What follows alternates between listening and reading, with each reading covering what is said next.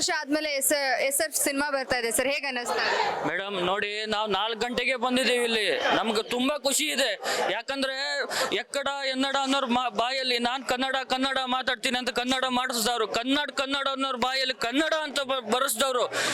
ಇವತ್ತಲ್ಲ, ಫಸ್ಟ್ ಮೂವಿಯಿಂದಾನೇ ಕನ್ನಡನ ಯಾವ ಸ್ಟೇಜಲ್ಲಿ ತರಬೇಕಂತ ಪ್ರಯತ್ನ ಮಾಡಿ ಹೇಳಿದ್ದನ್ನು ಮಾಡಿದವರು ನಮ್ಮ ಯಶ್ ಬಾಸು.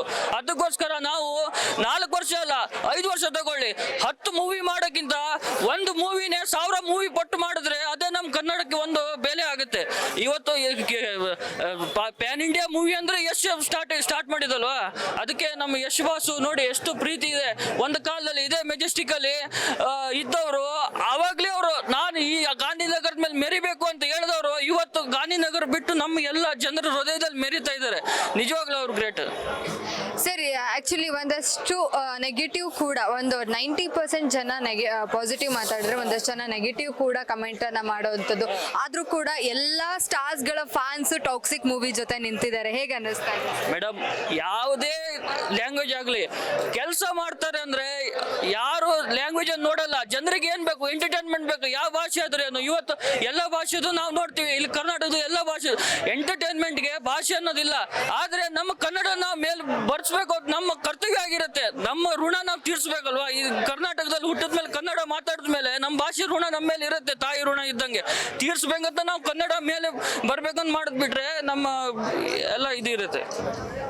ಸರ್, ಇವಾಗ ಒಂದು ಅರ್ಧ ಹಾಫ್ ನಾವು ಯಾವುದೇ ರೀತಿ ಕನ್ನಡ ಸಿನಿಮಾಗಳು, ಒಳ್ಳೆ ಸಿನಿಮಾಗಳು ಬಂದಿಲ್ಲ ಅಂತ ಇದ್ರು ಫ್ಯಾನ್ಸ್ ಎಲ್ಲರೂ ಚಿತ್ರಾಭಿಮಾನಿಗಳು. ಇವತ್ತು ಟಾಕ್ಸಿಕ್ ಬಂದಿದೆ, ಸೊ ಏನ್ ಅನ್ಸುತ್ತೆ ಮೇಡಮ್? ತುಂಬಾ ಖುಷಿ ಆಗುತ್ತೆ ನೋಡಿ. ನಾವು ಎಲ್ಲರೂ ಹೇಳ್ತೀವಿ 4 ವರ್ಷ 5 ವರ್ಷ ಅಂತ. ಈಗ ಕೆಲವೊಂದು ಸ್ಟಾರ್ಟಿಂಗ್ ಅಲ್ಲಿ 1000 ಮೂವಿ ಮಾಡಿ ಆಮೇಲೆ ಪ್ರಾಬ್ಲಮ್ ಆಗಿಬಿಡುತ್ತೆ ಅವ್ರಿಗೆ. ಯಾಕಂದ್ರೆ ಸ್ಟೋರಿನೇ ಇಂಪಾರ್ಟೆಂಟ್ ಮೂವಿಲಿ. ಎಷ್ಟು ದೊಡ್ಡ ಹೀರೋ ಆಗ್ಬಿಟ್ರೆ ಒಂದು ಲೆವೆಲ್ ಅಲ್ಲಿ ಓಡ್ಬಿಟ್ರೆ ಅದಕ್ಕಿಂತ ಜಾಸ್ತಿ ಓಡಲ್ಲ. ಆಮೇಲೆ ಫ್ಲಾಪ್ ಆದ್ರೆ ಇಂಡಸ್ಟ್ರಿನೇ ಹೋಗ್ಬಿಡುತ್ತೆ. ಒಂದು ಮೂವಿ 5 ವರ್ಷಕ್ಕೊಂದು ಮೂವಿ ತೆಗೆದ್ರು ಆನೆ ತರ ಮೂವಿ ತೆಗಿಬೇಕು, ಇಲಿ ತರ ಮೂವಿ ತೆಗೆದ್ರ ಪ್ರಯತ್ನ ಇಲ್ಲ. ಅವ್ರು ಕರೆಕ್ಟ್ ಆಗಿ ಮಾಡಿದರೆ ಸ್ಯಾಂಡಲ್ವುಡ್, ಬಾಲಿವುಡ್, ಕಾಲಿವುಡ್, ಮಾಲಿವುಡ್, ಯಾವ ವುಡ್ಗೆ ಹೋದ್ರು ಇದು ಯಶ್ ಬಾಸ್ ಸಾಮ್ರಾಜ್ಯ. ನೋಡಿ ಎಷ್ಟು ದೊಡ್ಡ ಸಾಮ್ರಾಜ್ಯ ಇದೆ. Thank you so much sir.